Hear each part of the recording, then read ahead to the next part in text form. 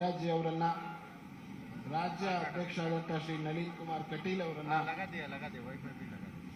ನಮ್ಮ ನಾಯಕರಾದಂತಹ ಶ್ರೀ BS ಯಡಿಯೂರಪ್ಪನವರನ್ನ, ಮಾನ್ಯ ಮುಖ್ಯಮಂತ್ರಿಗಳಾದಂತಹ ಶ್ರೀ ಬಸವರಾಜ ಬೊಮ್ಮಾಯಿ ಅವರನ್ನ, ಕೇಂದ್ರ ಸಚಿವರಾದಂತಹ ಶ್ರೀ ಪ್ರಹ್ಲಾದ್ ಜೋಶಿ ಅವರನ್ನ, ಮಾಜಿ ಮುಖ್ಯಮಂತ್ರಿಗಳಾದಂತಹ ಶ್ರೀ ಡಿ ಸದಾನಂದ ಗೌಡರನ್ನ, ಶ್ರೀ KS ಈಶ್ವರಪ್ಪನವರನ್ನ, ಶ್ರೀ R ಅಶೋಕ್ ಅವರನ್ನ, A ನಾರಾಯಣ ಸ್ವಾಮಿ ಅವರನ್ನ, ಶೋಭಾ ಕರಂದ್ಲಾಜೆ ಅವರನ್ನ, ಶ್ರೀರಾಮುಲು ಅವರನ್ನ, ಡಾಕ್ಟರ್ K ಸುಧಾಕರ್ ಅವರನ್ನ, ಅರವಿಂದ್ ಲಿಂಬಾವಳಿ ಅವರನ್ನ ಹಾಗೂ ಶ್ರೀ ಚಲವಾದಿ ನಾರಾಯಣ ಸ್ವಾಮಿ ಅವರನ್ನ ನಾನು ವೇದಿಕೆಗೆ ಆಹ್ವಾನವನ್ನ ಮಾಡ್ತಾ ಇದ್ದೇನೆ.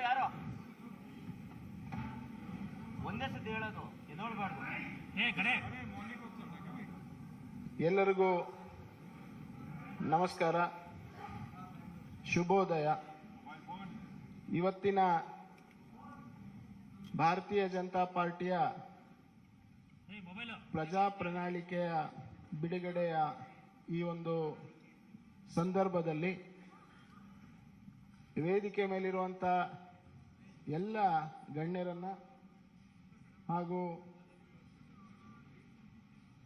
ಅತಿಥಿಗಳನ್ನ ಸ್ವಾಗತಿಸಬೇಕು ಅಂತ ಹೇಳಿ ನಾನು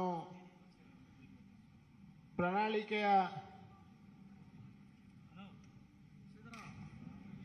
ಸಂಚಾಲನಾ ಸಮಿತಿಯ ಸಂಚಾಲಕರಾದಂಥ ಡಾಕ್ಟರ್ K ಸುಧಾಕರ್ ಅವರನ್ನ ನಮ್ಮೆಲ್ಲರನ್ನು ಕೂಡ ಸ್ವಾಗತಿಸಬೇಕು ಈ ಒಂದು ಪ್ರಣಾಳಿಕೆ ಬಿಡುಗಡೆಗೆ ಅಂತೇಳಿ ಡಾಕ್ಟರ್ ಸುಧಾಕರ್ ಅವರನ್ನು ನಾನು ಸ್ವಾಗತಿಸ್ತಾ ಇದ್ದೀನಿ.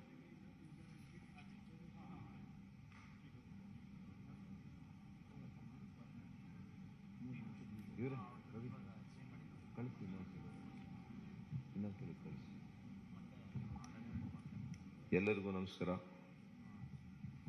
ನಮ್ಮೆಲ್ಲರ ರಾಷ್ಟ್ರೀಯ ಭಾರತೀಯ ಜನತಾ ಪಕ್ಷದ ಅಧ್ಯಕ್ಷರು ಸನ್ಮಾನ್ಯ ಶ್ರೀ JP ನಡ್ಡಾಜಿ ಅವರೇ, ನಮ್ಮ ನಾಯಕರು ಮಾನ್ಯ ಮುಖ್ಯಮಂತ್ರಿಗಳು ಶ್ರೀ ಬಸವರಾಜ ಬೊಮ್ಮಾಯಿಜಿ ಅವರೇ, ಅದೇ ರೀತಿ ನಮ್ಮ ಹಿರಿಯ ನಾಯಕರು, ನಮ್ಮ ನಿಕಟಪೂರ್ವ ಮುಖ್ಯಮಂತ್ರಿಗಳು ಆಗಿರ್ತಕ್ಕಂಥ ಶ್ರೀ BS ಯಡಿಯೂರಪ್ಪಜಿ ಅವರೇ, ಅದೇ ರೀತಿ ನಮ್ಮ ರಾಜ್ಯ ಬಿಜೆಪಿಯ ಅಧ್ಯಕ್ಷರಾಗಿರ್ತಕ್ಕಂಥ ಮಾನ್ಯ ಶ್ರೀ ನಳಿನ್ ಕುಮಾರ್ ಕಟೀಲ್ ರವರಿಗೆ ಕೂಡ ಈ ಸುದ್ದಿಗೋಷ್ಠಿಗೆ ಸ್ವಾಗತವನ್ನು ಬಯಸ್ತೇನೆ. ನಮ್ಮ ಕೇಂದ್ರ ಸಚಿವರು ನಾಯಕರು ಆಗಿರ್ತಕ್ಕಂಥ ಶ್ರೀ ಪ್ರಹ್ಲಾದ್ ಜೋಶಿ ರವರಿಗೆ ಕೂಡ ಸ್ವಾಗತವನ್ನು ಬಯಸ್ತೇನೆ. ಮಾಜಿ ಕೇಂದ್ರ ಸಚಿವರು, ಮಾಜಿ ಮುಖ್ಯಮಂತ್ರಿಗಳು ಆಗಿರ್ತಕ್ಕಂಥ ಶ್ರೀ DV ಸದಾನಂದ ಗೌಡರವರಿಗೆ ಕೂಡ ಸ್ವಾಗತವನ್ನು ಬಯಸ್ತೇನೆ. ಮಾಜಿ ಸಚಿವರು, ಹಿರಿಯ ನಾಯಕರು ಆಗಿರ್ತಕ್ಕಂಥ ಈಶ್ವರಪ್ಪನವರು, ಹಿರಿಯ ಸಚಿವರು, ಆತ್ಮೀಯರು ಆಗಿರ್ತಕ್ಕಂಥ ಶ್ರೀ R ಅಶೋಕ್ ರವರು, ಮಾನ್ಯ ಕೇಂದ್ರ ಸಚಿವರಾಗಿರ್ತಕ್ಕಂಥ ಶ್ರೀ A ನಾರಾಯಣ ಸ್ವಾಮಿ ಅವರು, ಮಾನ್ಯ ಕೇಂದ್ರ ಸಚಿವರಾಗಿರ್ತಕ್ಕಂಥ ಕುಮಾರಿ ಶೋಭಾ ಕರಂದ್ಲಾಜೆ ರವರು, ಮಾನ್ಯ ಸಚಿವರಾಗಿರ್ತಕ್ಕಂಥ ಶ್ರೀ B ಶ್ರೀರಾಮುಲು ಅವರು, ಮಾಜಿ ಸಚಿವರು, ಹಿರಿಯ ನಾಯಕರಾಗಿರ್ತಕ್ಕಂಥ ಶ್ರೀ ಅರವಿಂದ್ ಲಿಂಬಾವಳಿ ಅವರು, ವಿಧಾನ ಪರಿಷತ್ನ ಸದಸ್ಯರಾಗಿರ್ತಕ್ಕಂಥ ಶ್ರೀ ಚಲವಾದಿ ನಾರಾಯಣ ಸ್ವಾಮಿ ಅವರು, ವಿಧಾನ ಪರಿಷತ್ನ ಸದಸ್ಯರಾಗಿರ್ತಕ್ಕಂಥ KS ನವೀನ್ ಹಾಗೂ ಸಹ ಸಂಚಾಲಕರು ಈ ಪ್ರಣಾಳಿಕೆಯಲ್ಲಿ, ಅವ್ರಿಗೂ ಕೂಡ ನಾನು ಸ್ವಾಗತವನ್ನು ಬಯಸ್ತಾ, ಮತ್ತೊಬ್ಬರು ಕೇಂದ್ರ ಸಚಿವರು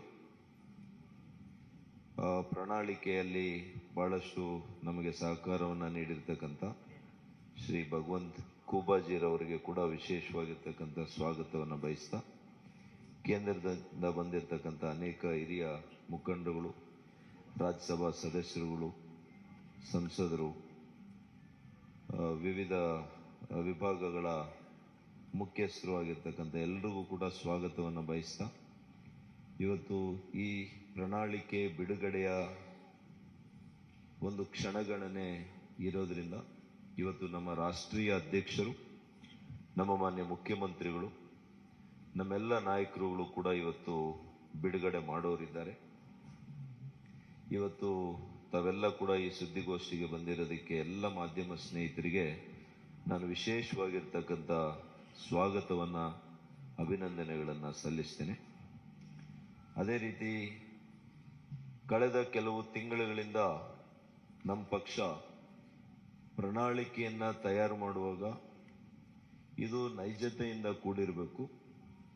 ಈ ರಾಜ್ಯದ ಪ್ರತಿಯೊಬ್ಬ ವ್ಯಕ್ತಿ, ಪ್ರತಿಯೊಂದು ವಿಭಾಗದಲ್ಲಿ ಕೂಡ ಅವರ ಸಲಹೆಗಳನ್ನು ಪಡೆದು ಅವರಿಗೆ ಉಪಯೋಗ ಆಗುವಂಥ ರೀತಿಯಲ್ಲಿ ಈ ನಾಡನ್ನು ಕಟ್ಟಬೇಕು.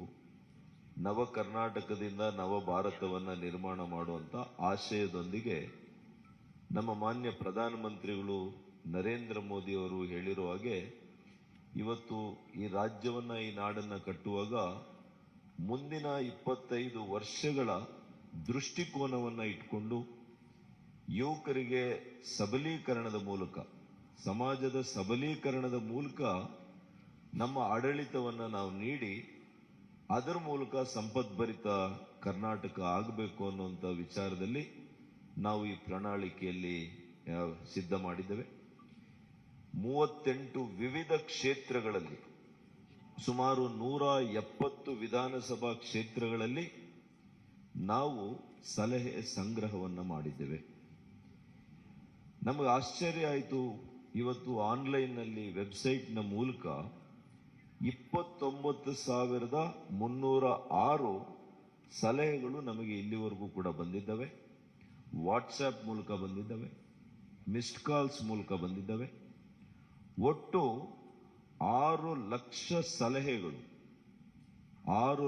ಸಲಹೆಗಳು ಇವತ್ತು ಇಡೀ ರಾಜ್ಯದಿಂದ ನಮ್ಮೆಲ್ಲ ಏನು ವಿಜಯ ಸಂಕಲ್ಪ ಯಾತ್ರೆ ಕೈಗೊಂಡಾಗ, ಬೂತ್ ಅಭಿಯಾನ ಕೈಗೊಂಡಾಗ, ನಮ್ಮ ವಿಧಾನಸಭೆ ಕ್ಷೇತ್ರದಲ್ಲಿ ನಾವು ಸಲಹಾ ಸಂಗ್ರಹ ಸಮಿತಿ ಸಭೆಗಳನ್ನು ಕೈಗೊಂಡಾಗ ಇವೆಲ್ಲ ಸಲಹೆಗಳು ಕೂಡ ನಮಗೆ ಬಂದಿದೆ.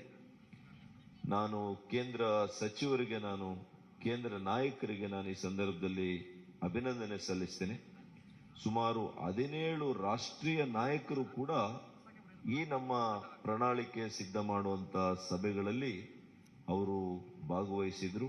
ಅವರಿಗೆ ವಿಶೇಷ ಕೃತಜ್ಞತೆಯನ್ನ ನಾನು ಅರ್ಪಿಸ್ತೇನೆ.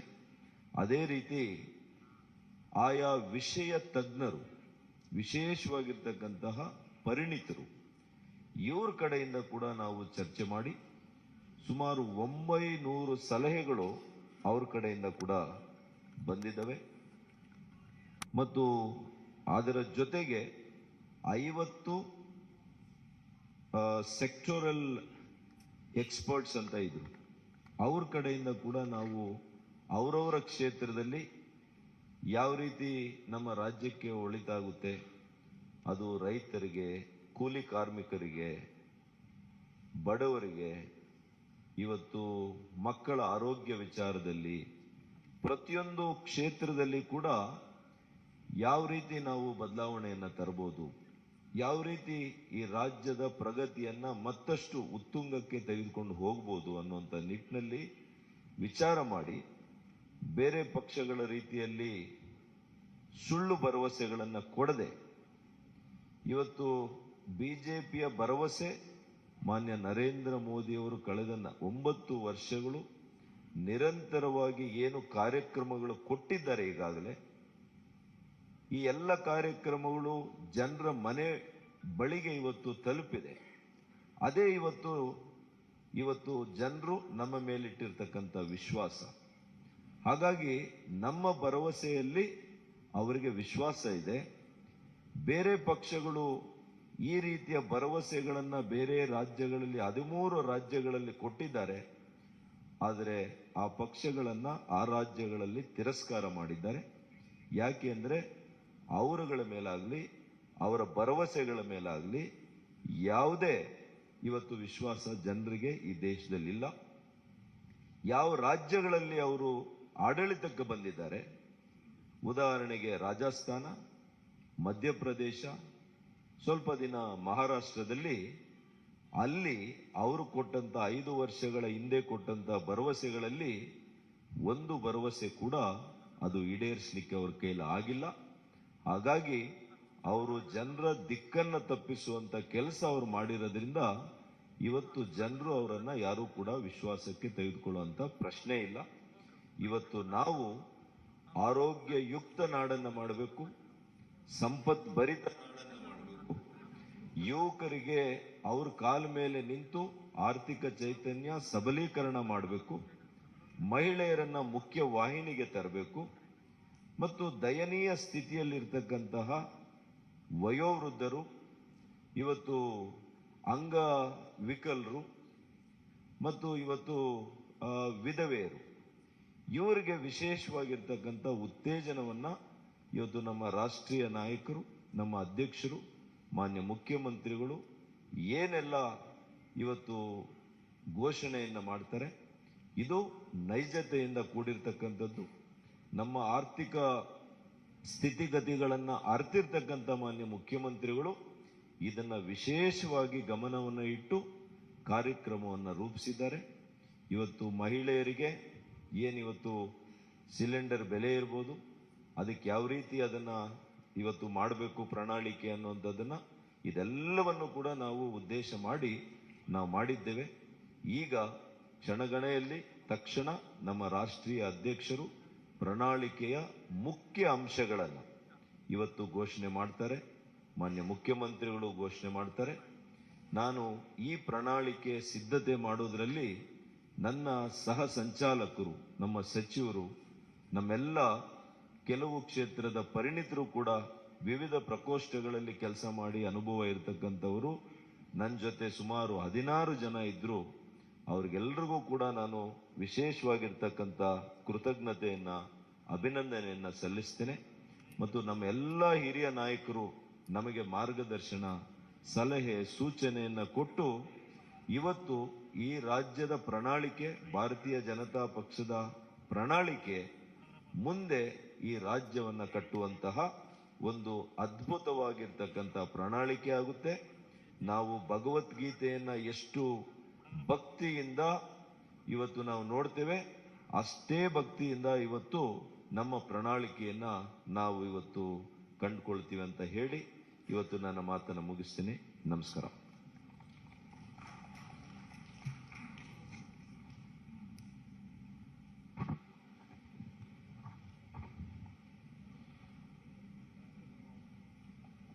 ಈಗ ನಾನು ನಮ್ಮ ರಾಷ್ಟ್ರೀಯ ಅಧ್ಯಕ್ಷ ಆದಂಥ ಸನ್ಮಾನ್ಯ ಶ್ರೀ JP ನಡ್ಡಾಜಿ ಅವರನ್ನ ನಮ್ಮ ಪ್ರಜಾ ಪ್ರಣಾಳಿಕೆಯನ್ನ ಬಿಡುಗಡೆಯನ್ನ ಮಾಡಬೇಕು ಮತ್ತು ವೇದಿಕೆ ಮೇಲಿರುವಂಥ ನಮ್ಮ ಎಲ್ಲ ನಾಯಕರುಗಳು ಕೂಡ ತಮ್ಮ ಮುಂದಿರುವಂಥ ಪ್ರಣಾಳಿಕೆಯನ್ನ ಬಿಡುಗಡೆ ಮಾಡಬೇಕು ಅಂತೇಳಿ ನಾನು ಅವರೆಲ್ಲರಲ್ಲಿ ವಿನಂತಿಯನ್ನು ಮಾಡ್ತೀನಿ. I request Honorable National President Shri JP Nadda ji to kindly release the manifesto of Bharatiya Janata Party.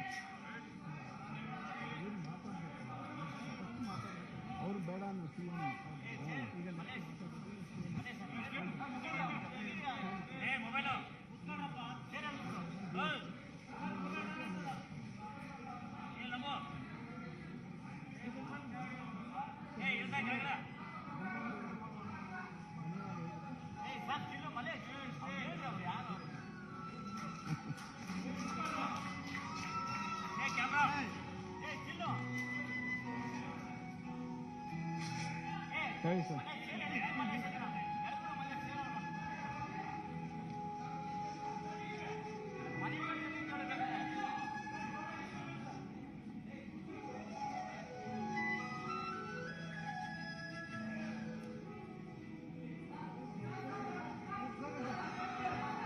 ಇಲ್ಲಿ ಬನ್ನಿ ಸರ್. ಅಣ್ಣ ಒಂದು ಸರಿ ಒಂದು ಸರಿ ಸರ್, ಮುಂದೆ ಸರ್ ಸರ್ ಮುಂದೆ ಬನ್ನಿ ಬಾ, ಬೇಗ ಮಾಡಿಸ್ತೀನಿ ಸರ್. ಸರ್ ಸ್ವಲ್ಪ ಹಾಂ ಬನ್ನಿ ನವೀನ್ ಬನ್ನಿ ಸರಿ.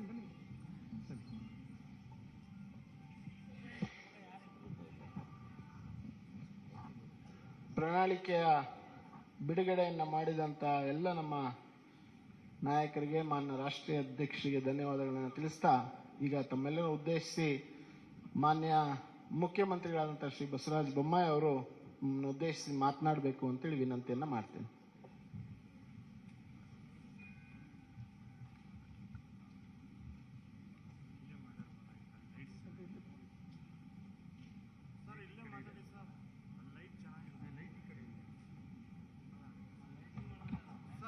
ಸರ್ ಲೈಟ್ ಈ ಕಡೆ ಇದೆ, ಸರ್ ಈ ಕಡೆ ಬನ್ನಿ, ಈ ಕಡೆ ಬನ್ನಿ ಸರ್, ಲೈಟ್ ಇದೆ ಸರ್, ಅಲ್ಲಿ ಲೈಟ್ ಚೆನ್ನಾಗಿಲ್ಲ.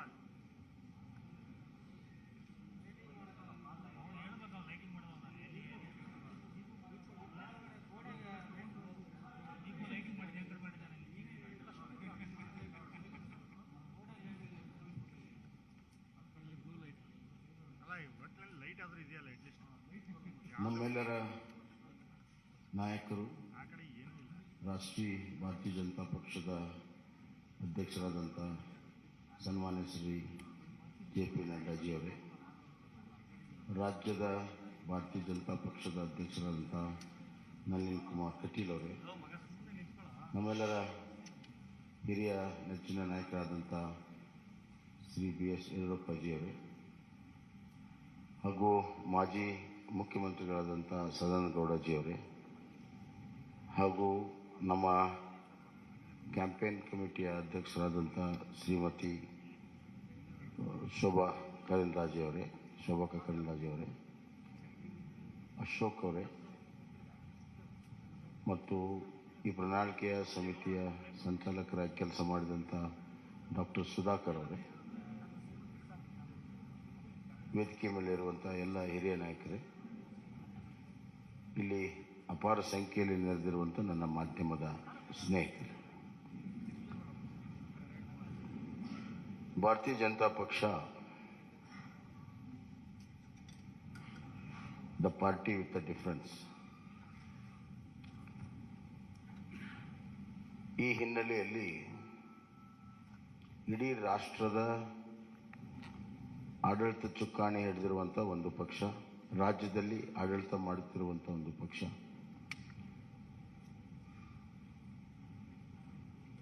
ರಾಷ್ಟ್ರದ ರಾಜಕಾರಣದಲ್ಲಿ ಭಾರತೀಯ ಜನತಾ ಪಕ್ಷ ಬಹಳ ದಿಕ್ಕಸೂಚಿಯ ಪಾತ್ರವನ್ನು ಆಡ್ತಾ ಇದೆ. ಇಂಥ ಒಂದು ಸಂದರ್ಭದಲ್ಲಿ ನಮಗೆ ದೇಶವನ್ನು ಗಮನದಲ್ಲಿಟ್ಕೊಂಡು, ರಾಜ್ಯವನ್ನು ಗಮನದಲ್ಲಿಟ್ಕೊಂಡು ಇವತ್ತು ನಾವು ಪ್ರಣಾಳಿಕೆಯನ್ನು ಮಾಡಬೇಕಾಗುತ್ತೆ ಮತ್ತು ಆಡಳಿತವನ್ನು ಕೂಡ ನಾವು ಮಾಡಬೇಕಾಗುತ್ತೆ. We believe in strong state that will lead to a strong center. ಅತ್ಯಂತ ಪ್ರಬಲವಾಗಿರುವಂಥ ರಾಜ್ಯಗಳ ಒಕ್ಕೂಟವೇ ಪ್ರಬಲ ರಾಷ್ಟ್ರ ಆಗಕ್ಕೆ ಸಾಧ್ಯ ಅನ್ನುವಂಥದ್ದು. ಹೀಗಾಗಿ ಕರ್ನಾಟಕದ ಅಭ್ಯುದಯ, ಅಭಿವೃದ್ಧಿ ಮತ್ತು ಕರ್ನಾಟಕದಲ್ಲಿರುವಂಥ ಆಡಳಿತದ ವ್ಯವಸ್ಥೆ, ಸಾಮಾಜಿಕ ವ್ಯವಸ್ಥೆ ರಾಜ್ಯದ ಮೇಲೆ ಅಷ್ಟೇ ಅಲ್ಲ, ರಾಷ್ಟ್ರದ ಮೇಲೂ ಕೂಡ ಪರಿಣಾಮ ಬೀರ್ತವೆ ಅಂತ ನಾನು ಭಾವಿಸಿ ಪ್ರಜಾ ಪ್ರಣಾಳಿಕೆಯನ್ನು ನಾವು ಮಾಡಿದ್ದೇವೆ. ಪ್ರಜಾ ಪ್ರಣಾಳಿಕೆ ಅಂದರೆ ಪೀಪಲ್ಸ್ ಮ್ಯಾನಿಫೆಸ್ಟೋ. ಇದು ಒಂದು ರೀತಿಯಲ್ಲಿ ನಮ್ಮ ಡಾಕ್ಟರ್ ಸುಧಾಕರ್ ಅವರ ನೇತೃತ್ವದಲ್ಲಿ ಒಂದು ಒಳ್ಳೆಯ ತಂಡ ಕಳೆದ 3 ತಿಂಗಳಿಂದ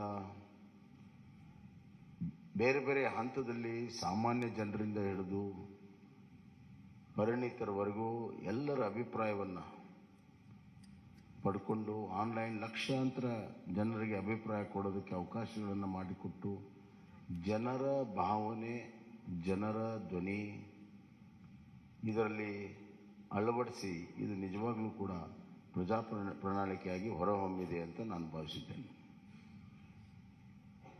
ಒಂದು ಪ್ರಣಾಳಿಕೆ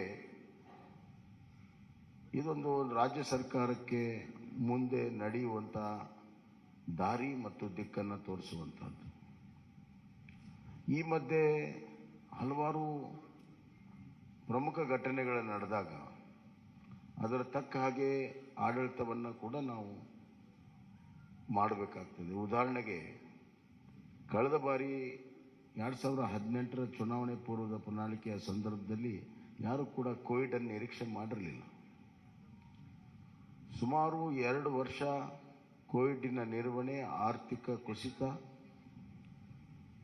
ಈ ಮಧ್ಯೆ ಕೇವಲ ಆರ್ಥಿಕ ಕುಸಿತ ಅಷ್ಟೇ ಅಲ್ಲ, ಜನರ ಜೀವನ ಅಸ್ತವ್ಯಸ್ತ, ಇವುಗಳನ್ನು ನಿಭಾಯಿಸುವುದು ನಮ್ಮ ಪ್ರಾಮುಖ್ಯತೆಯಾಗಿತ್ತು. ಹೀಗಾಗಿ ಈ ಬಾರಿ ಆ ಎಲ್ಲ ಅನುಭವಗಳನ್ನು ಇಲ್ಲಿ ಕ್ರೋಢೀಕರಿಸಿ ನಾವು ಇವತ್ತು ಪ್ರಜಾ ಪ್ರಣಾಳಿಕೆಯನ್ನು ಮಾಡಿದ್ದೇವೆ. ಇದರಲ್ಲಿ ನಾವು ಕೃಷಿಗೆ ಬಹಳಷ್ಟು ಒತ್ತನ್ನು ಇವತ್ತು ನಾವು ಕೊಟ್ಟಿದ್ದೇವೆ. ಕೃಷಿ ನಮ್ಮ ಪ್ರಮುಖವಾಗಿರುವಂಥ ಒಂದು ಚಟುವಟಿಕೆ, ಆರ್ಥಿಕವಾಗಿರೋ ಚಟುವಟಿಕೆ, ಅತಿ ಹೆಚ್ಚು ಜನರ ತೊಡಗಿಸಿಕೊಂಡಿರುವಂಥ ಒಂದು ಚಟುವಟಿಕೆ. ಹೀಗಾಗಿ ಇವತ್ತು ಕಿಸಾನ್ ಸನ್ಮಾನ್ ಯೋಜನೆಯಿಂದ ಹಿಡಿದು ರೈತ ವಿದ್ಯಾನಿಧಿವರೆಗೂ ಹಲವಾರು ಕೃಷಿ ಯೋಜನೆಗಳನ್ನು ಈಗಾಗಲೇ ನಾವು ಮಾಡಿದ್ದೇವೆ ಮತ್ತು ನಮ್ಮ ಬಜೆಟ್ನಲ್ಲಿಯೂ ಕೂಡ ಕೃಷಿಗೆ ಭಾಳಷ್ಟು ಒತ್ತನ್ನು ಕೊಟ್ಟಿದ್ದೇವೆ. ಶೂನ್ಯ ಬಡ್ಡಿ ಸಾಲವನ್ನು 5 ಲಕ್ಷಕ್ಕೆ ಏರಿಸುವಂಥದ್ದು, ಆವರ್ತ ನಿಧಿ 3600ಕ್ಕೆ ಏರಿಸಿರುವಂಥದ್ದು, ಆಪತ್ಕಾಲದಲ್ಲಿ ರೈತರ ಬೆಳೆದಂಥ ಬೆಳೆಗಳನ್ನು ಖರೀದಿ ಮಾಡಲು, ಮತ್ತು ಇದಲ್ಲದೆ ರೈತರ ವೈಯಕ್ತಿಕವಾಗಿರುವಂಥ ಇನ್ಶೂರೆನ್ಸನ್ನು ಮಾಡಿರುವಂಥದ್ದು, ರೈತರಿಗೆ ಬೀಜ ಗೊಬ್ಬರ ಕೊಡಲು ಸೀಸನ್ಗಿಂತ ಮುಂಚೆ 10,000 ರೂಪಾಯಿ ಕೊಡುವಂಥದ್ದು ಈಗಾಗಲೇ ಬಜೆಟಲ್ಲಿ ಕೂಡ ನಾವು ಘೋಷಣೆಯನ್ನು ಮಾಡಿದ್ದೇವೆ. ಇದಲ್ಲದೆ ಮುಂದಿನ 5 ವರ್ಷದಲ್ಲಿ ನಾವು 1,000 ಕೃಷಿ ಉತ್ಪಾದನಾ ಕೇಂದ್ರಗಳನ್ನು, ಅದರಲ್ಲಿ ಮೀನು ಕೃಷಿ ಉತ್ಪಾದನಾ ಕೇಂದ್ರ ಸಮೇತವಾಗಿ 1,000 ಕೇಂದ್ರಗಳನ್ನು ತೆರೆಯುವಂಥದ್ದು ಮತ್ತು ನಮ್ಮ ನೀರಾವರಿ ಯೋಜನೆಗಳನ್ನು ಪೂರ್ಣ ಮಾಡುವಂಥ ಒಂದು ಸಂಕಲ್ಪ. ಅದಲ್ಲದೆ ಇವತ್ತು ಒಂದು ಆಪತ್ಕಾಲೀನ ಒಂದು ದೊಡ್ಡ ನಿಧಿಯನ್ನು ಸ್ಥಾಪನೆ ಮಾಡಬೇಕನ್ನುವಂಥ ಒಂದು ದೂರದೃಷ್ಟಿಯ ಮಹತ್ವಾಕಾಂಕ್ಷೆಯ ನಮ್ಮ ಅಗ್ರೋ ಫಂಡನ್ನು ಕ್ರಿಯೇಟ್ ಮಾಡುವಂಥದ್ದು ಮತ್ತು ಸಪ್ಲೈ ಚೈನ್ಗಳನ್ನು ಒದಗಿಸುವಂಥದ್ದು. ಅಲ್ಲದೆ ಸಿರಿಧಾನ್ಯಕ್ಕೆ ಹೆಚ್ಚು ಈಗಾಗಲೇ ನಮ್ಮ ರಾಷ್ಟ್ರೀಯ ಮಟ್ಟದಲ್ಲಿ ನಮ್ಮ ಪಕ್ಷ ಮತ್ತು ಸರ್ಕಾರ ನರೇಂದ್ರ ಮೋದಿಜಿಯವರು ಸಿರಿಧಾನ್ಯಕ್ಕೆ ಒತ್ತನ್ನು ಕೊಟ್ಟಿದ್ದಾರೆ. ಸಿರಿಧಾನ್ಯ ಉತ್ಪಾದನೆಗೆ ಅತಿ ಹೆಚ್ಚು ಮಹತ್ವವನ್ನು ಕೊಡುವಂಥ ಕೆಲಸವನ್ನು ಇವತ್ತು ನಾವು ಮಾಡ್ತಾ ಇದ್ದೇವೆ. ಸಾವಯವ ಕೃಷಿಗೆ ಒತ್ತನ್ನು ಕೊಡುವಂಥದ್ದು ಕೂಡ ಈಗಾಗಲೇ ಮಾಡಿದ್ದೇವೆ. ಹೈನುಗಾರಿಕೆ, ಮೀನುಗಾರಿಕೆಗೆ ನಾವು ಇವತ್ತು ಭಾಳ ಮಹತ್ವವನ್ನು ಕೊಟ್ಟಿದ್ದೇವೆ. ಸಾಮಾಜಿಕವಾಗಿ ಬಡವರ ಕಲ್ಯಾಣಕ್ಕಾಗಿ ನಾವು ಭಾಳಷ್ಟು ಮಹತ್ವವನ್ನು ಕೊಟ್ಟಿದ್ದೇವೆ. ಸಬ್ಕೆ ಸಾಥ್ ಸಬ್ಕಾ ವಿಕಾಸ್, ಸಬ್ಕಾ ವಿಶ್ವಾಸ್ ಮತ್ತು ಸಬ್ಕಾ ಪ್ರಯಾಸ್ ಅಂತ ಏನು ಪ್ರಧಾನಮಂತ್ರಿಗಳು ಹೇಳಿದ್ದಾರೆ, ಆ ನಿಟ್ಟಿನಲ್ಲಿ ಇವತ್ತು ಬಡವರಿಗಾಗಿ ವಿಶೇಷವಾಗಿರುವಂಥ ಒಂದು ಕಾರ್ಯಕ್ರಮವನ್ನು ಕೊಟ್ಟಿದ್ದೇವೆ. ಅದರಲ್ಲಿ ಪ್ರಮುಖವಾಗಿ ಇವತ್ತು ನಾವು ನಗರ ಪ್ರದೇಶದಲ್ಲಿ 5 ಲಕ್ಷ ಮನೆ, ಗ್ರಾಮೀಣ ಪ್ರದೇಶದಲ್ಲಿ 10 ಲಕ್ಷ ಮನೆ, ಪರ್ ಯೂನಿಟ್ ಕಾಸ್ಟ್ ಮನೆಯದು 5 ಲಕ್ಷ ರೂಪಾಯಿಗೆ ಏರಿಸಿದ್ದೇವೆ. 2 ಲಕ್ಷದಿಂದ 5 ಲಕ್ಷ ರೂಪಾಯಿಗೆ ಈಗಾಗಲೇ ಇದೆ, ಅದನ್ನು 5 ಲಕ್ಷ ರೂಪಾಯಿಗೆ ಏರಿಸಿದ್ದೇವೆ. ಎರಡನೇದಾಗಿ ಈ ಪೋಷಣಾ ಯೋಜನೆಯಲ್ಲಿ BPL ಕುಟುಂಬಗಳಿಗೆ ಪ್ರತಿದಿನ ಅರ್ಧ ಲೀಟರ್ ನಂದಿನಿ ಹಾಲನ್ನು ಕೊಡುವಂಥದ್ದು.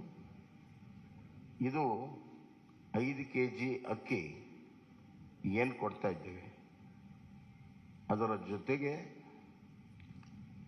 ಇನ್ನು 5 kg ಸಿರಿಧಾನ್ಯವನ್ನು ಕೊಡ್ತಾ ಇದ್ದೇವೆ. ಅಂದರೆ ಒಟ್ಟು 10 kg ನಾವು ಪಡಿತರ ವ್ಯವಸ್ಥೆಯಲ್ಲಿ ಕೊಡ್ತೀವಿ. 5 kg ಅಕ್ಕಿ, 5 kg ಸಿರಿಧಾನ್ಯ ಒಟ್ಟು 10 kg.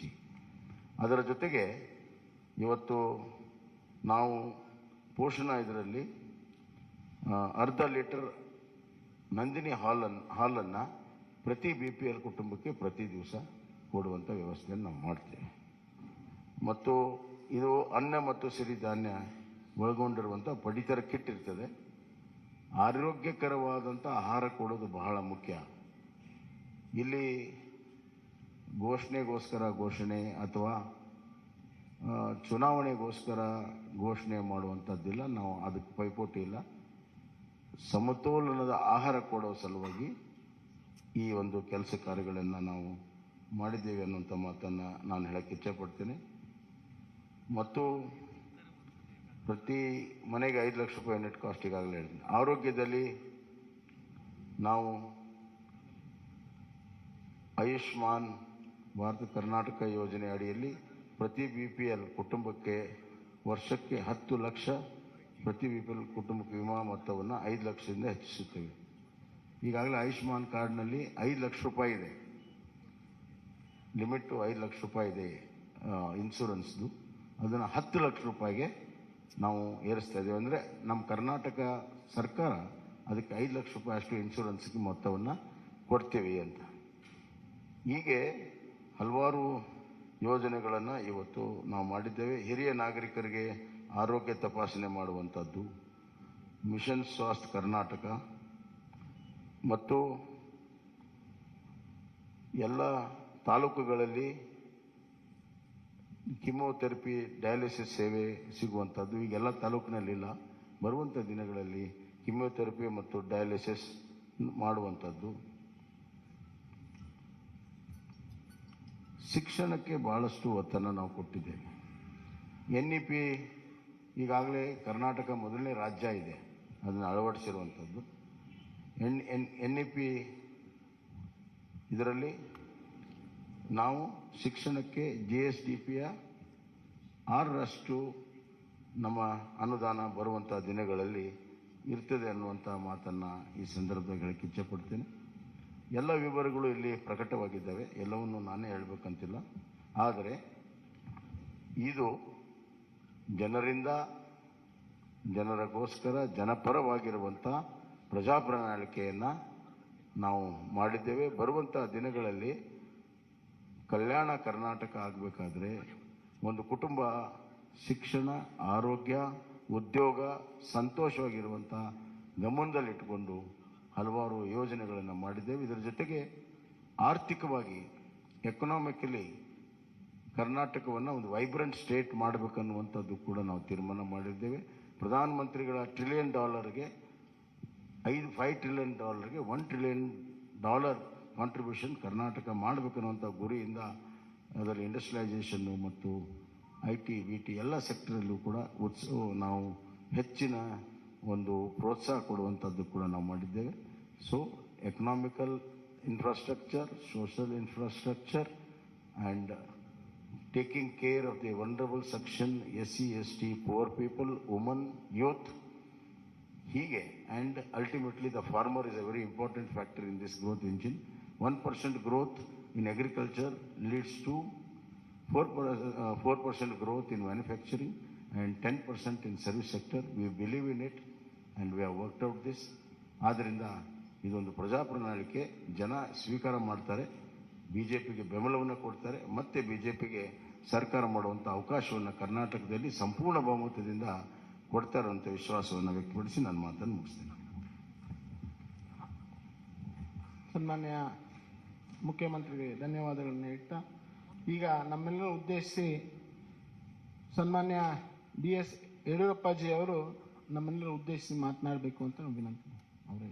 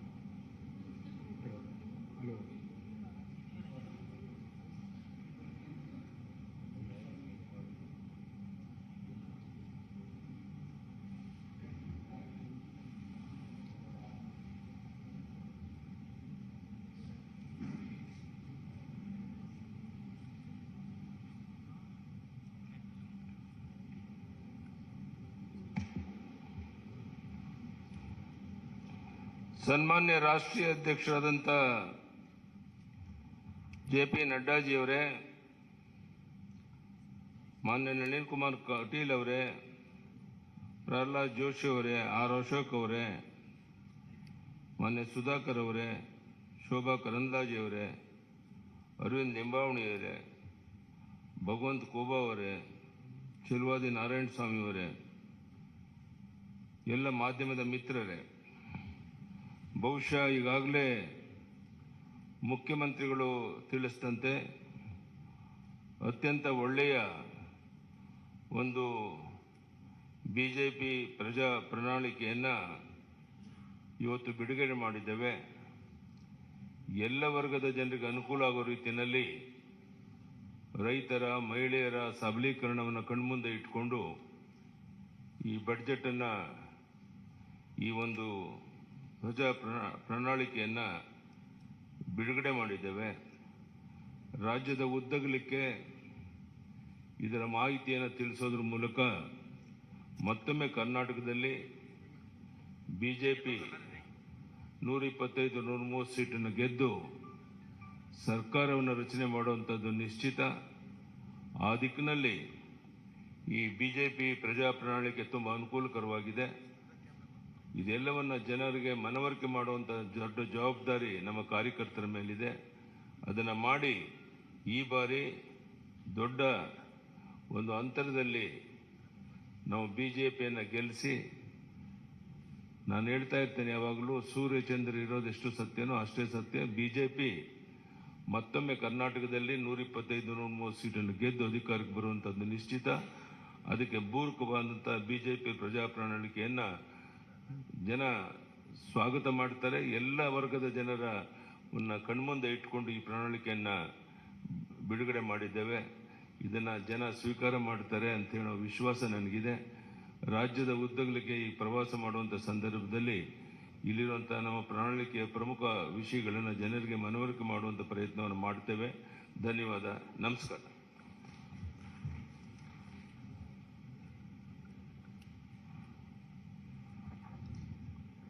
ನಮ್ಮೆಲ್ಲರನ್ನ ಉದ್ದೇಶಿಸಿ ಮಾತನಾಡಿದಂಥ ಶ್ರೀ BS ಯಡಿಯೂರಪ್ಪಾಜಿ ಅವರಿಗೆ ವಂದನೆಗಳನ್ನು ತಿಳಿಸ್ತಾ, ಈಗ ನಮ್ಮೆಲ್ಲರನ್ನ ಉದ್ದೇಶಿಸಿ ನಮ್ಮ ಭಾರತೀಯ ಜನತಾ ಪಾರ್ಟಿಯ ರಾಷ್ಟ್ರೀಯ ಅಧ್ಯಕ್ಷರು, ನಮ್ಮೆಲ್ಲರ ನಾಯಕರು ಆದಂಥ ಸನ್ಮಾನ್ಯ ಶ್ರೀ ಜಗತ್ ಪ್ರಕಾಶ್ ನಡ್ಡಾಜಿ ಅವರು ತಮ್ಮನ್ನು ಉದ್ದೇಶಿಸಿ ಮಾತನಾಡಬೇಕು ಅಂತೇಳಿ ನಾನು ಅವರಿಗೆ ವಿನಂತಿಯನ್ನು ಮಾಡ್ತೀನಿ.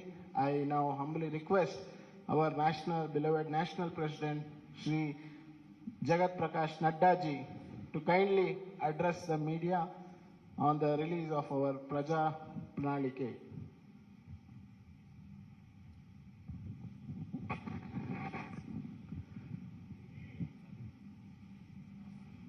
Our very senior leader and the member of the BJP National Parliamentary Board and ex-Chief Minister of Karnataka, respected BS Yediyurappa ji, our very dynamic Chief Minister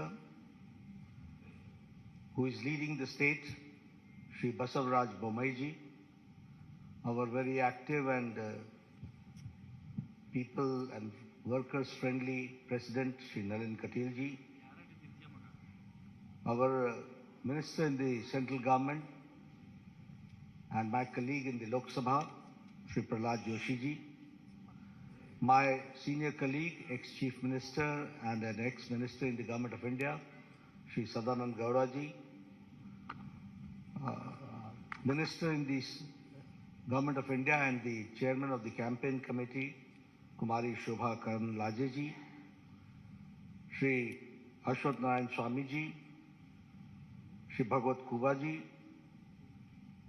Shri K. Sudhakarji, Arvind Limbawaliji, Narayan Swamiji, K.S. Naveenji, senior members on the dais, and the friends from the media, print media and electronic media. It is indeed a matter of great opportunity for me.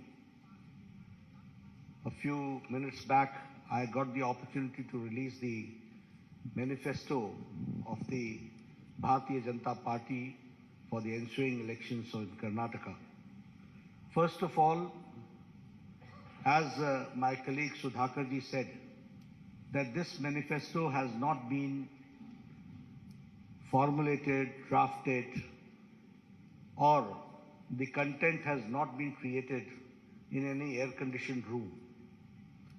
A due exercise has been done, and after a great amount of toil and perseverance by our workers who visited every nook and corner of the state, got the suggestions, and connected to the thousands of households that this content has been created, which is in the form of this manifesto.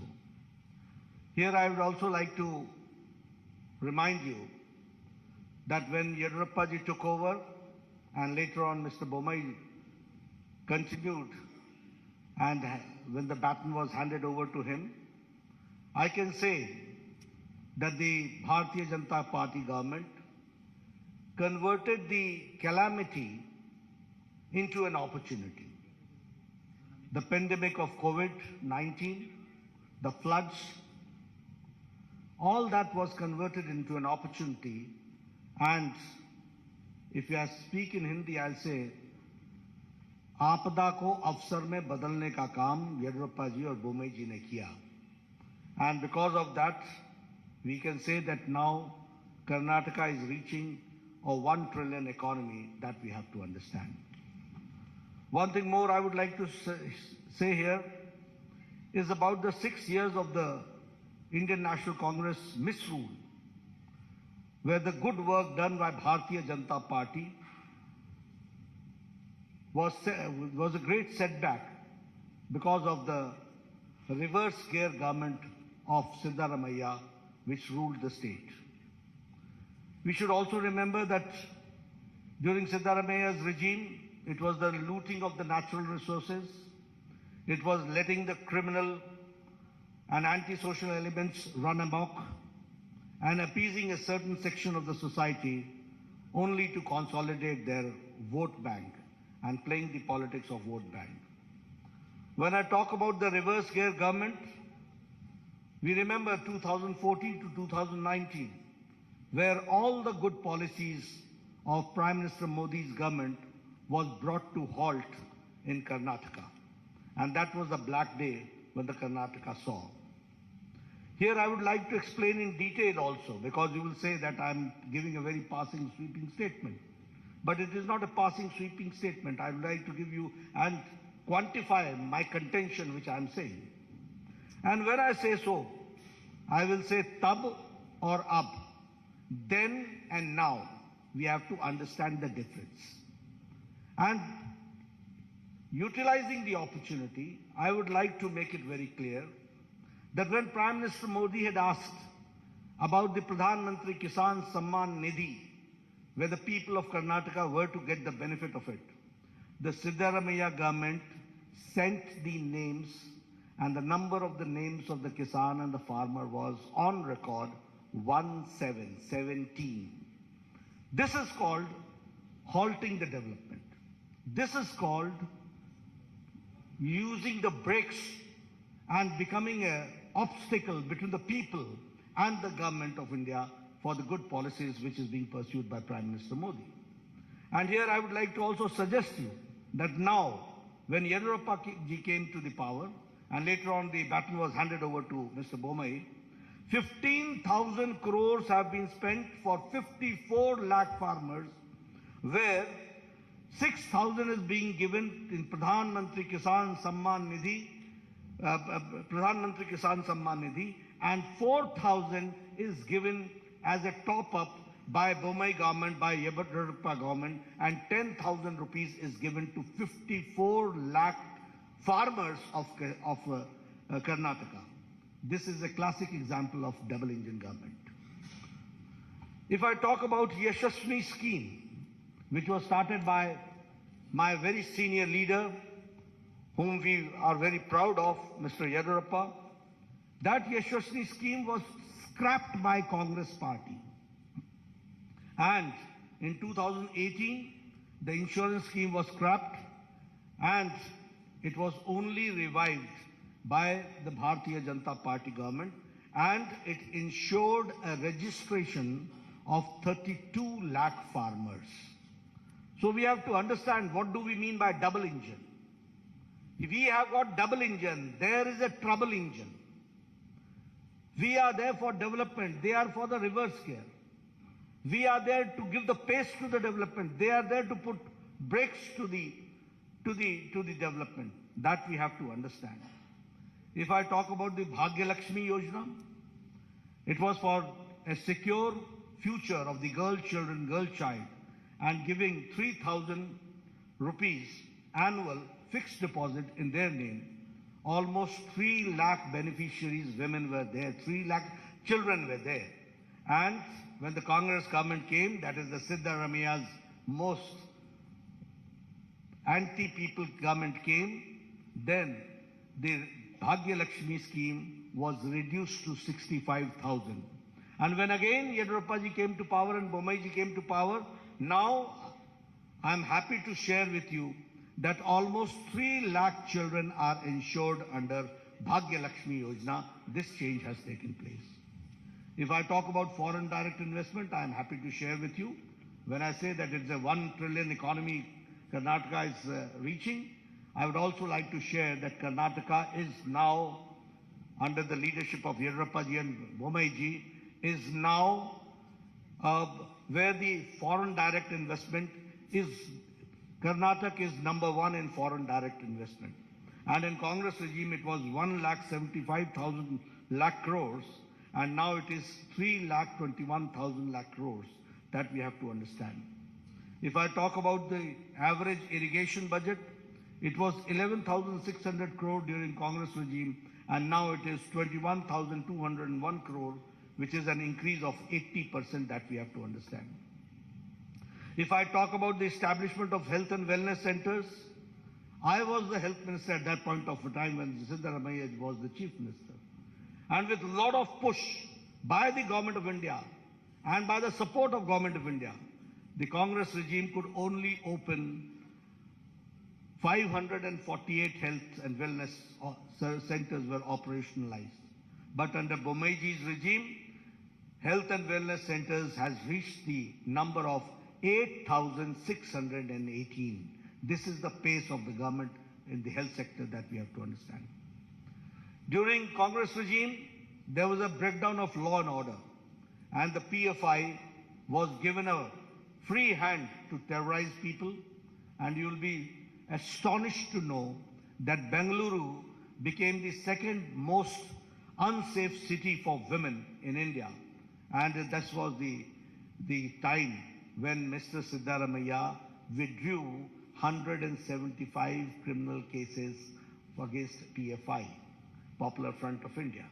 But when BJP came, PFI was banned, NIA was given a free hand, and 41,000 security cameras were installed across the city, enhancing women's safety. I'm giving you the statistics, the data, which says that how we are working and how we want to bring the change. When I talk about the double engine, we are delivering best without rest, and the achievements of the government of India and government of Karnataka I would like to share with you. Bommai ji started this Raita Vidya Yojana, and 725 crore worth scholarship of 11 lakh children were given to farmers' sons, landless, to the farmers, to the landless, to the laborers, to the weavers, to the fishermen, to the cab drivers, to the auto rickshaw drivers under the scheme of Vidya Nidhi scheme, which is Vidya Nidhi Yojana. If I talk about the development, as Mr. Bommai had talked about, that the farmers are getting 10,000 per year, in which 15,000 crores is being directly transferred to the Kisan, 6,000 from the Government of India, 4,000 from the Government of Karnataka, which comes to 10,000 rupees per year, that we have to understand. The revolutionary changes have taken place. We have talked about the economic nyaya, justice, economic justice, and now we are talking about the social justice. It was a long pending demand, but it was under Chief Minister Bommai ji that the SC got the reservations, scheduled caste got the reservation enhanced from 15% to 17%, 2% enhanced. And the ST got from 3% to 7% and 4% was enhanced. The Vokalingas reservation was enhanced by 2%. The Lingayats reservation was enhanced by 2% under the 2D category and the Vokalingas in the 2C categories. And here I would like to say, justice to all, appeasement to none.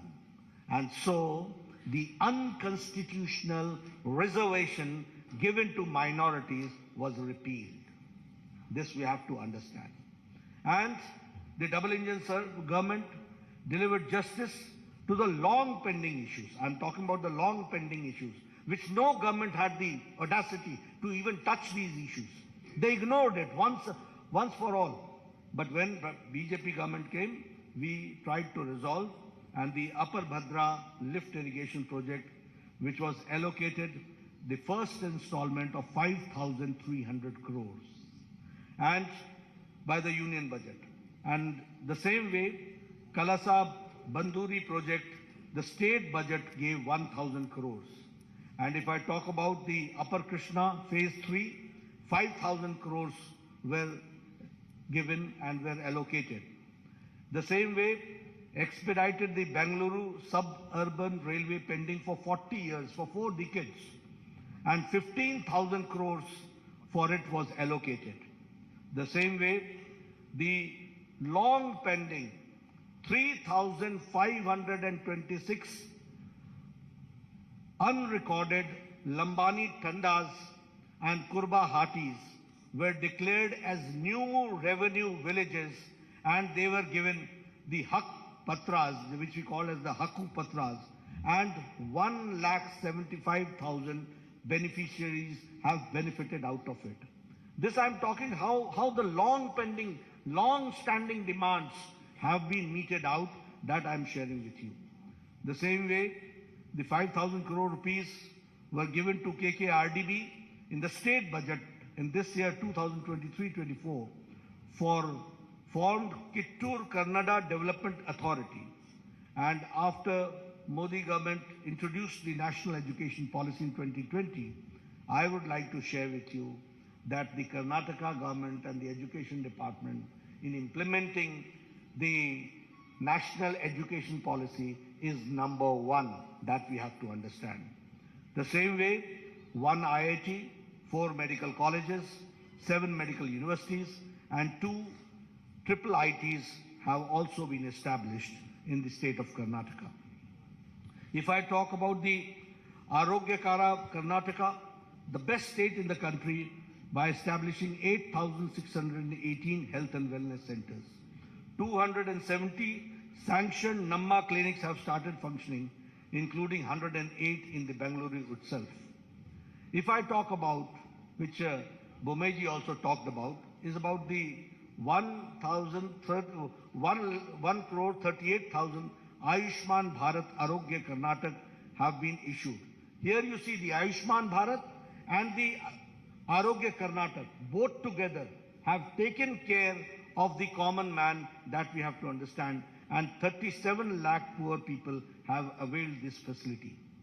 If I talk about the super specialty, you will be astonished to note that the super specialty hospital in Kumta, multi-specialty hospital in Sirsi, 8 super specialty blocks costing 150 crore in Karnataka, Institute of Medical Sciences, Hubli, and critical care blocks in Kolar, in Bagalkot, in Yadgiri, in Gadag, in Chikmagaluru, Ramnagara, Vijayanagara, and Doda Balapura has been established. That we have to understand. If I talk about the Karnataka, which attracted 3.21 lakh, as I said, in the FDI, foreign direct investment. I would like to share with you how things work and how governments work.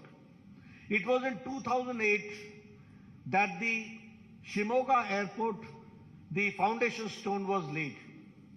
And in 2013, when Sitaramaiah came, it was full brakes were applied. From 2013 to 2019, not even one brick was put in Shimoga airport. And in 2019 to 2023, only in a short span of 4 years, Shimoga airport was dedicated to the people of Karnataka. That we have to understand.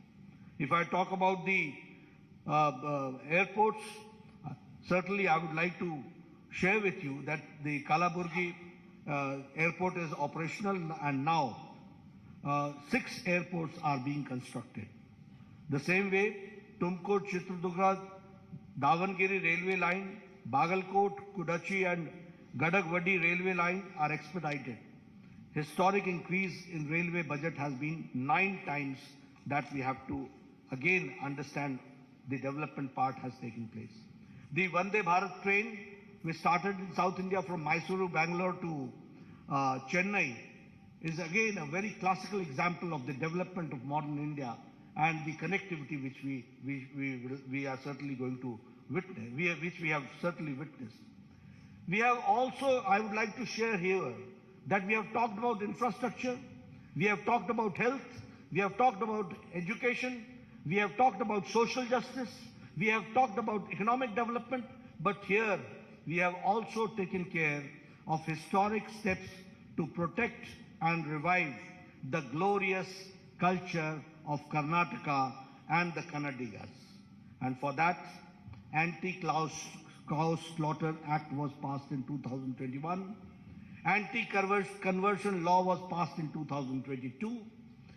Undertaking comprehensive development of Anjanadri Hill, which is the birthplace of Anjaneya Swami, Sri Anjaneya Swami, 100 crore has been allocated for it. And the Anubhav Mantapa, 612 crores for the honor of the Sri Basveshwara, and again undertaking the construction of the majestic Rama Mandira at Ramnagara. All this shows how we have tried to revive the historic culture of Karnataka and the pride of the Kannadigas. That we have taken care. Now introducing the manifesto, coming to the manifesto, you'll say that I've gone a long way only to give you the background. What does the seriousness of a manifesto means? Why I've elaborated and elucidated all these points in detail? Because you should understand that how governments work, who are the people behind putting the brakes in the development of Karnataka, who are the people who have who shed their crocodile tears and the reality is something different. Who are the people who are anti-Karnataka and Kannadiga? That we have to understand. And that is why I elucidated with facts and with data in front of you. But when I introduce this manifesto, which is, as we call it, as the Praja Ya BJP Ya Praja Pranalike, which means it is a people's manifesto. And when I say that it is Pranalike, the people's manifesto, it is built on the solid foundation of development. It is a manifestation of the double engine government, how the double engine government works. This manifesto is futuristic and is a vision document which fulfills the Prime Minister Modi ji's vision of Viksit Bharat, developed India. And the same way, which also shows the prosperity and the Naya Karnataka during the Amrit Kal in the next 25 years. So this is the foundation which we have taken care in this manifesto. Here I would also like to share with you that the manifesto is different from the Congress, which talks about guarantees, which has an outdated warranty. Where everything, they talk about guarantee which has got an outdated warranty. They have never given anything. They have only talked about it. But when we say we mean it, and it is the manifesto, which is forward-looking document, it contains a realistic, achievable promise which will fulfill the aspirations of Karnataka's youth, farmer, women, weavers, middle class, SC, ST communities, and also all sections of the society will be taken care. Our manifesto is centered around 6 themes. And these 6 themes are 6A. Number 1 is Anna, which means food security.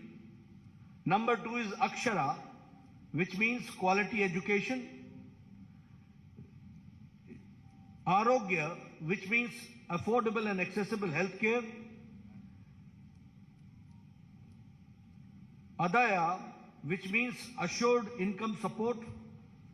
And Abhaya, social justice for all. And Aviruddhi means development, prosperity for all. Under this 6 themes, our manifesto is centered around. And through this vision document, we have tried to restore the prosperity of Karnataka and the glory days of the Vijayanagara Empire. That is what we want. And for that, it is the foundation which we are, through this manifesto, we are keeping, and we are trying to see that in next 25 years, how do we go forward. And when I say so, I would also like to say that it is a double-engine Sarkara, where both the engines, and I will not say only double engine, it is a powerful engine also that we have to understand. We have got double engine, we have got powerful engine, there you had a trouble engine, and there you had a reverse gear engine. That you have to understand. And only applying brakes was there. When I talk about the Anna, the food security, we will provide, as Bommai Saab said, that we will be providing 3 free cooking gas cylinders to all BPL families annually, 1 each during the months of Yugadi, during Ganesh Chaturthi and Deepavali. The same way, we will set up an Atal Ahar Kendra in every ward of every municipal corporation in the state to provide affordable, quality and healthy food across the state. We will launch the scheme called Poshana, the scheme through which every BPL household will be provided with a half a liter Nandini milk every day and 5 kg of Sri Anna, which is the Sri Dhanya, along with 5 kg of rice will be provided to all BPL families in the monthly ration kit. The same way, if I talk about Abhaya, the social justice for all, we will implement uniform civil code in Karnataka based on the recommendations given by high-level committee, which is to constitute for this purpose. We will also launch the Sarva Rigu Suru Yojana, under which Revenue Department will identify and distribute 10 lakh housing sites across the state to all the siteless, homeless beneficiaries.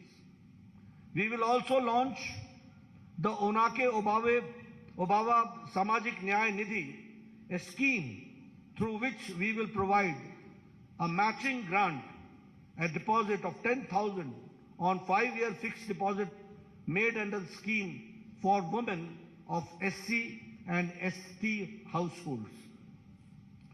Under this scheme of social justice, we will improve the ease of living of the apartment residents in Bengaluru and elsewhere by constituting a Karnataka Residents Welfare Consultative Committee to reform the Karnataka Apartment Ownership Act of 1972 and to modernize the grievance redressal mechanism. If I talk about the Akshara, the third main pillar and the theme, which is the quality education, we will introduce Vishweshwaraya Vidya Yojana, under which state government will partner with individuals and with institutions for holistic upgradation of the government schools and to make them top class standards. We will launch a Samanvaya scheme which will, in collaboration with SMEs and ITIs, and generate dynamic ecosystem of education and employment for all talented young professionals. We will provide a career support to all aspirational youth for providing financial incentives for students to pursue their coaching in IAS, in KS, in banking and in government jobs. As far as the Arogya is concerned, which we call as the affordable and accessible healthcare, we will strengthen the public healthcare infrastructure through Mission Swasthya Karnataka by establishing one Namma clinic equipped with diagnostic facilities in every ward of municipal corporation.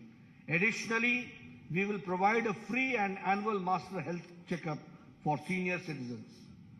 For Vriddhi, prosperity and development for all, we will establish SCR, State Capital Region in Bengaluru, encompassing the comprehensive city development strategy, cohesive transportation networks, and cutting-edge digital integration.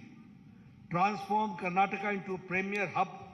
Electric vehicles will be given their full support, and by setting up charging stations supporting 1,000 startups, we will be supporting 1,000 startups for converting and also converting BMTC buses into fully electric buses and creating EV city outside the Bengaluru.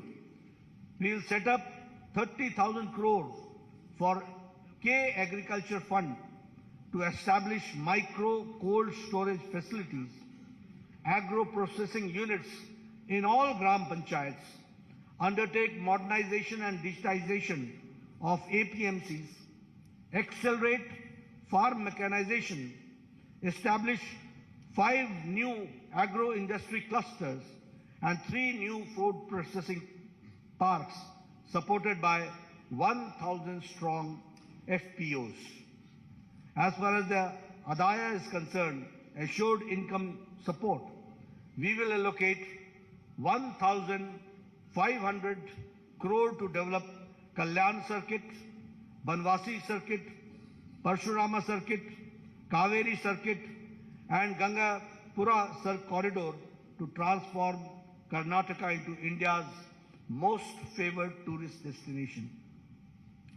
We'll also broaden the scope of the production-linked incentive scheme by incorporating a comprehensive plan that encompasses logistics, industrial clusters, connectivity and export facilities, generating 10 lakh manufacturing jobs beyond Bengaluru, outside Bengaluru.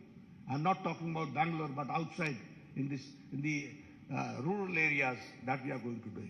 We'll see to it that Karnataka's rich culture and the land of culture is fully enriched and supported by the government schemes. Friends, these are the 6 themes under which we have tried to see to it that all schemes are taken and undertaken and developed.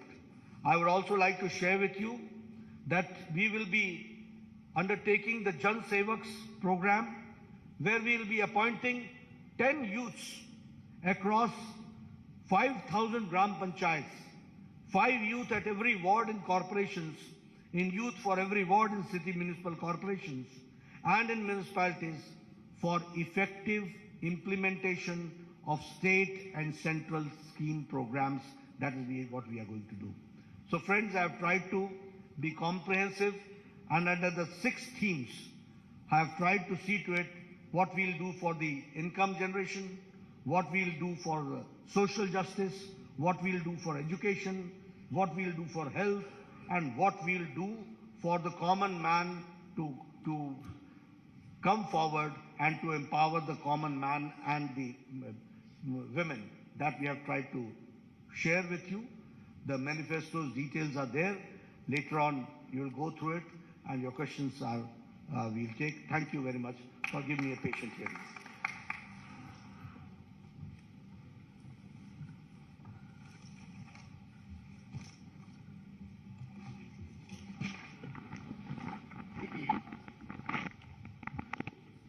ಆರು ಪ್ರಮುಖ ಸೂತ್ರಗಳ ತಲಹದಿಯಲ್ಲಿ ನಮ್ಮ ಪ್ರಜಾ ಪ್ರಣಾಳಿಕೆಯ ಇವತ್ತು ಬಿಡುಗಡೆಯನ್ನು ಮಾಡಿ ನಮ್ಮೆಲ್ಲರನ್ನ ಉದ್ದೇಶಿಸಿ ಮಾತನಾಡಿದಂಥ ನಮ್ಮ ರಾಷ್ಟ್ರೀಯ ಅಧ್ಯಕ್ಷರಾದಂಥ ಸನ್ಮಾನ್ಯ ಶ್ರೀ JP ನಡ್ಡಾಜಿ ಅವರಿಗೆ ನಾವು ಧನ್ಯವಾದಗಳನ್ನು ಸಮರ್ಪಣೆಯನ್ನು ಮಾಡಿ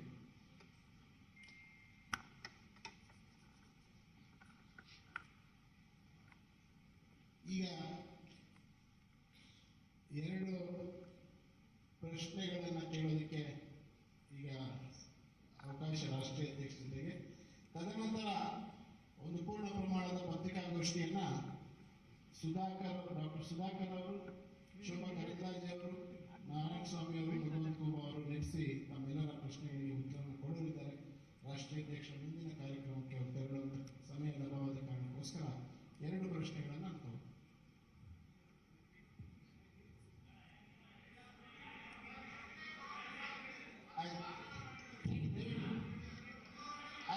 ಹಲೋ